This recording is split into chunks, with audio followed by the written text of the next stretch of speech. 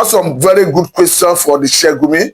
Of course, the reason I'm asking this question is very clear, because this is a man who has always advocated amnesty for bandits, who have always advocated non-kinetic approach in fighting bandits, who have equally said that his followers should not vote for any government that will acquire more arms to fight bandits. Of course, that happened in 2023 presidential election. Of course, before the 2023 presidential election. The question here is, Sheikh Gumi himself is a cleric. And we know the role of clerics in the society. They are like opinion leaders. They mold the society.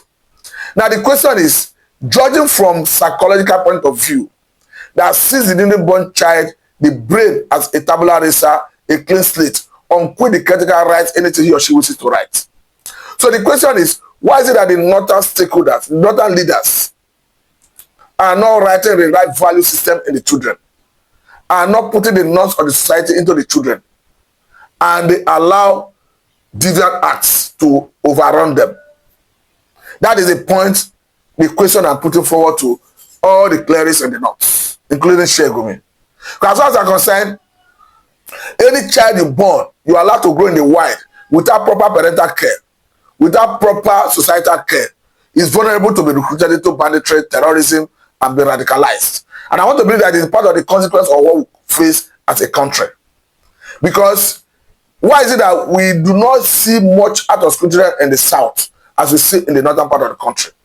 I must say it's alarming and unacceptable, seeing that in some states in the north, you can clearly see 60-something% out of school children. In some instances, you can clearly see 50-something, 40-something, 30-something, 20-something, as the case may be. I must say that this is a recipe for crisis, and that you are building a potential Boko Haram members, potential Ansar terrorist members, potential ISWAP members. Because any child you born, you are allowed to grow in the wild, of course, you are making him vulnerable to be radicalized and be recruited into banditry. The question is, we must go back to the drawing board and in the northern part of the country. That is why I strongly disagree with some opinion leaders from the north who recently started blaming federal government for out-of-school children in the north, citing, of course, universal basic education. And they said that actually the responsibility of training Nigerian child under universal basic education rests with the three tiers of government.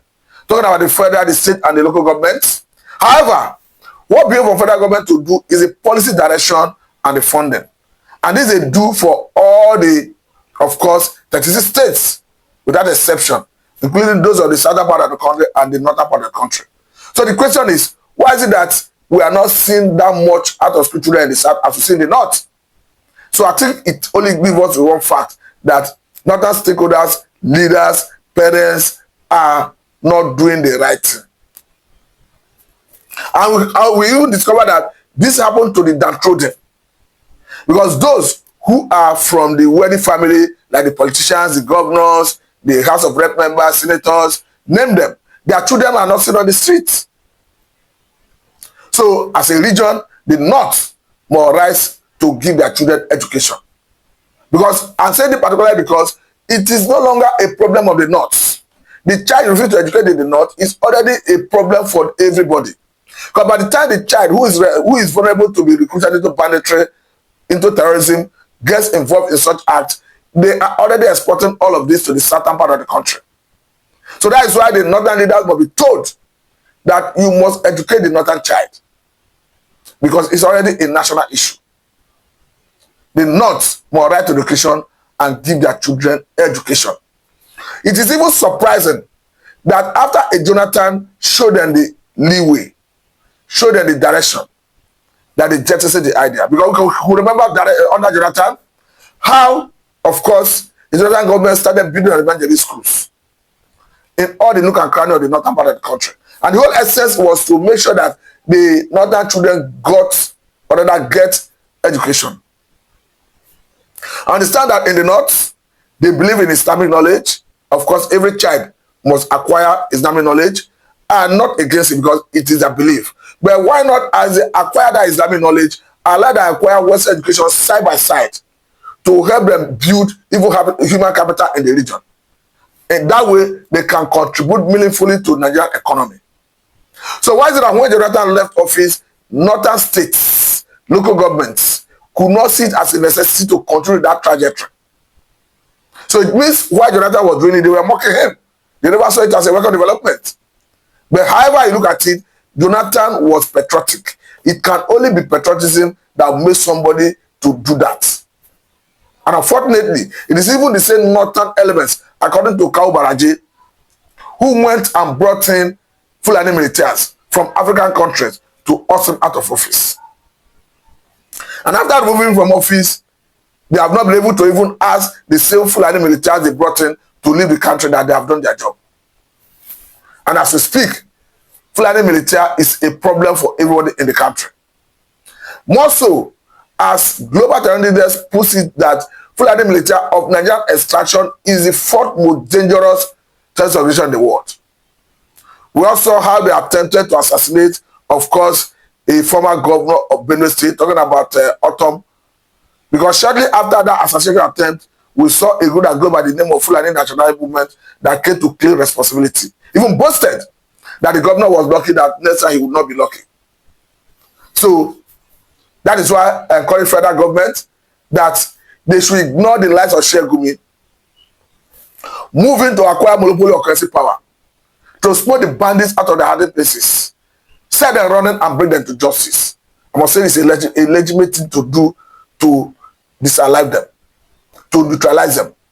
Because if you even look at what came from a former governor of Kaduna State, talking about Manalasi Erufai, was emphatic that bandits do not repent. That the only language they understand is the language of force, disaliving them, sending them to their creator, who are the ultimate power to judge them.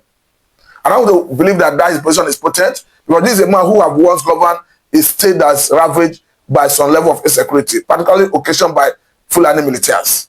So for him to have come to that conclusion, I want to believe that it is correct. But as far as I'm concerned, issue of negotiating with bandits should be out of the table. Issue of non-kinetic approach addressing the insecurity in the north should be out of this table. Because one thing is certain, just like we saw recently, if you negotiate with bandits, if you let down the guard and you say you are going to peace accord with the bandits, what happens when they feel dissatisfied?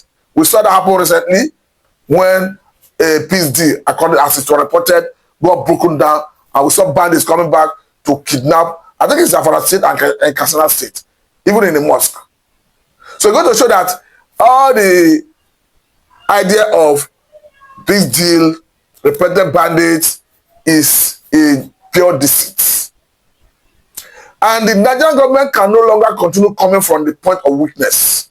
Nigerian sovereign state must exert its authority across all the territorial integrity of the country.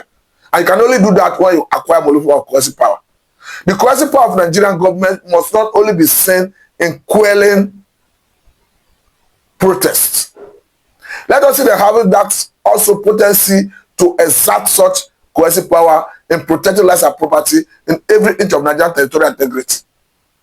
Because I don't want to believe that American government, the British government, the Russian government, the government of France, name them, can go into negotiation with bandits to allow citizens access to their farms.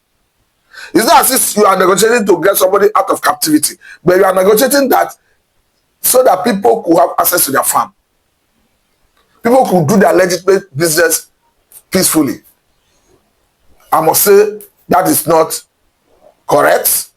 The government must rise to the occasion to do the right thing.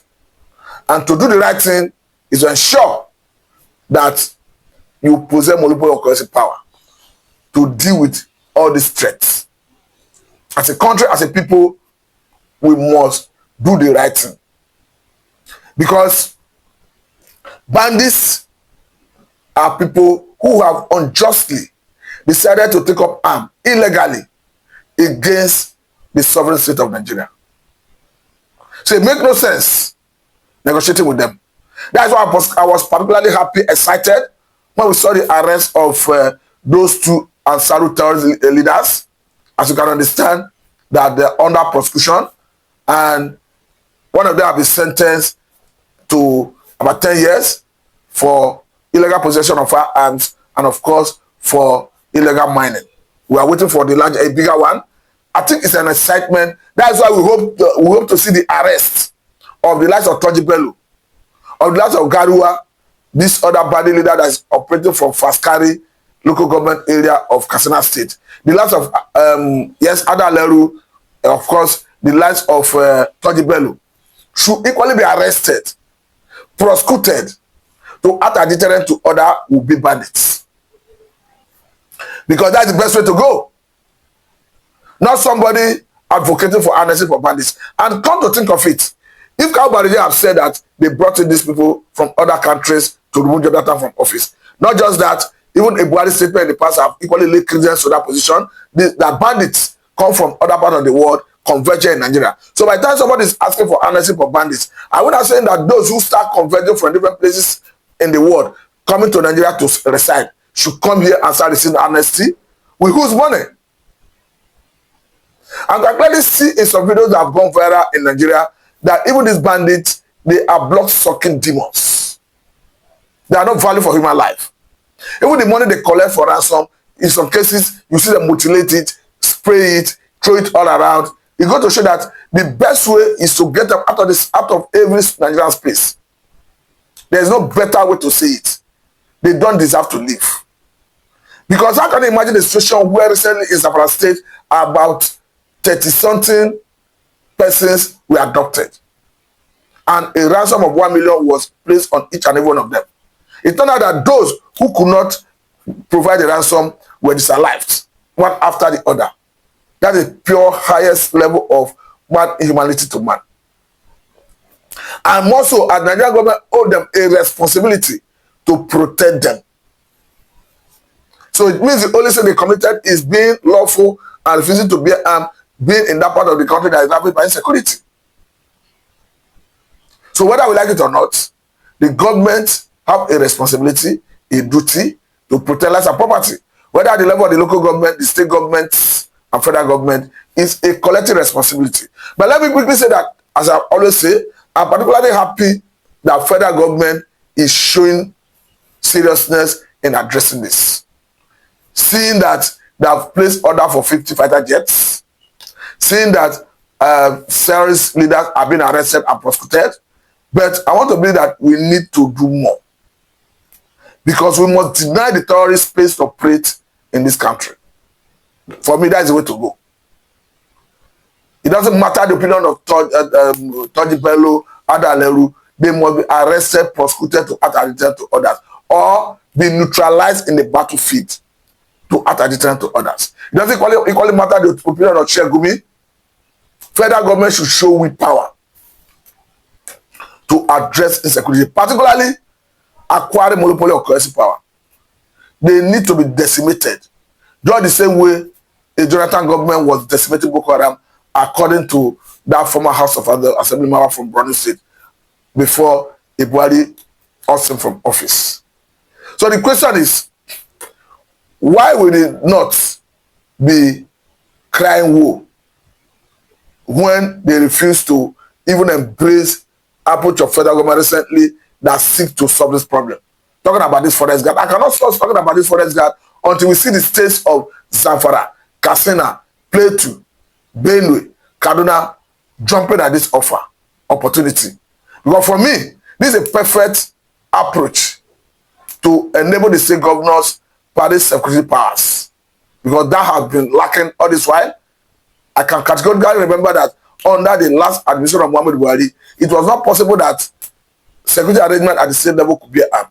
We could clearly see how the then former governor of Ondo State, talking about Akere Dolumi, so rest in peace, was always a loggerhead with Buhari's government, owing to the fact that the Buhari government was allowing civilian JTF in the north to be armed, whereas security arrangement at the state level in the southern part of the country were not allowed to be armed. Talking about the Amateku, for instance. Under Muhammad Buhari, Amateku was a creation of out-of-state House of Assembly in the southwestern part of the country, across all the states in the region.